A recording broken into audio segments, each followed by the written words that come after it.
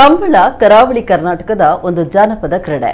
ದಷ್ಟಪುಷ್ಟವಾಗಿ ಬೆಳೆಸಿದ ಕೋಣಗಳನ್ನು ಹಸನಾಗಿ ಹದ ಮಾಡಿದ ಮಣ್ಣಿನ ಗದ್ದೆಯಲ್ಲಿ ಓಡಿಸುವ ಸ್ಪರ್ಧೆಯೇ ಕಂಬಳ. ಸ್ಪರ್ಧೆಗಳಿಸುವ ಕೋಣಗಳು ಅಷ್ಟೇ ಕಟ್ಟುಮಸ್ತಾಗಿರಬೇಕು. ಕೋಣದ ಯಜಮಾನರು ಕೋಣಗಳನ್ನು ಮಗುವಿನಂತೆ ಸಾಕಿ ಸ್ಪರ್ಧೆಗೆ ಇಳಿಸುತ್ತಾರೆ. ಹಾಗೆಯೇ ಕಂಬಳ ಕ್ಷೇತ್ರದಲ್ಲಿ ಇತಿಹಾಸ ಬರೆದ ಕೋಣವೇ ದಾಖಲೆ ವೀರ ಬೋಳದ ಗುತ್ತುವಿನ ಮಾಣಿಕ್ಯ ಧೋನಿ.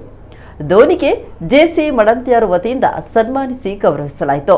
ಮೆರವಣಿಗೆಯ ಮೂಲಕ ಧೋನಿಯನ್ನ ಕರೆತಂದು ಆದರಾಭಿಮಾನಗಳಿಂದ ಸನ್ಮಾನಿಸಲಾಯಿತು. ಈ ಸಂದರ್ಭದಲ್ಲಿ ಜೆಸಿ ಮಡಂತ್ಯಾರು ಇದರ ಸರ್ವ ಸದಸ್ಯರ ಜೊತೆಗಿದ್ದು ಸನ್ಮಾನ ಕಾರ್ಯಕ್ರಮದಲ್ಲಿ ಭಾಗವಹಿಸಿದರು.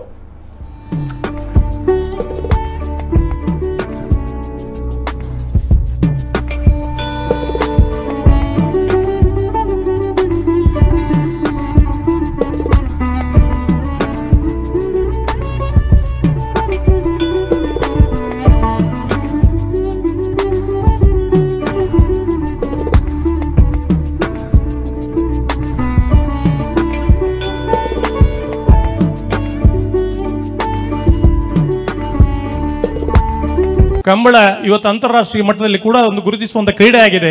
ಜೊತೆಯಲ್ಲಿ ಅದನ್ನು ಓಡಿಸುವ ಓಟಗಾರರಿಗೆ ವಿಶೇಷವಾದ ಮಾನ್ಯತೆ ಬಂದಿದೆ. ಕೋಣಗಳ ಯಜಮಾನರುಗಳಿಗೆ ವಿಶೇಷವಾದ ಮಾನ್ಯತೆ ಬಂದಿದೆ. ಜೊತೆಯಲ್ಲಿ ಬಾಯಿ ಬರದೆ ಇರುವಂತಹ ಈ ಪಶುಗಳಿಗೆ ಕೂಡ ಇವತ್ತು ಅಂತಾರಾಷ್ಟ್ರೀಯ ಮಟ್ಟದಲ್ಲಿ ಧೋನಿ ಅನ್ನುವಂತ ಕೋಣ ಇಷ್ಟು ಸಾಧನೆ ಮಾಡಿದೆ ಅಂತ ಹೇಳಿದ್ರೆ ಈ ಧೋನಿ ಇವತ್ತು ಮಾಧ್ಯಮದಲ್ಲಿ ಬೆಳಗ್ತಾ ಇದ್ದಾನೆ. ಧೋನಿ ಅಂದ್ರೆ ಆ ಮನೆ ಹೆಸರು.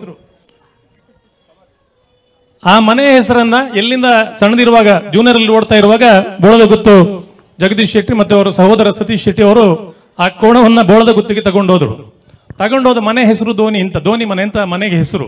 ಹಾಗೆ ಈ ಕೋಣನಿಗೆ ಕೂಡ ಧೋನಿ ಅಂತ ಹೆಸರು ಬಂತು. ಇವತ್ತು ಧೋನಿಯ ಸಾಧನೆಗಳನ್ನ ಹೇಳಿದ್ರೆ ಬಹುಶಃ 6 ವರ್ಷ ನಿರಂತರವಾಗಿ ದಾಖಲೆ ಮಾಡಿದಂತ ಚಾಂಪಿಯನ್ಶಿಪ್ ಅನ್ನ ಗಳಿಸಿಕೊಂಡಂತ ಒಂದು ಕೋಣ.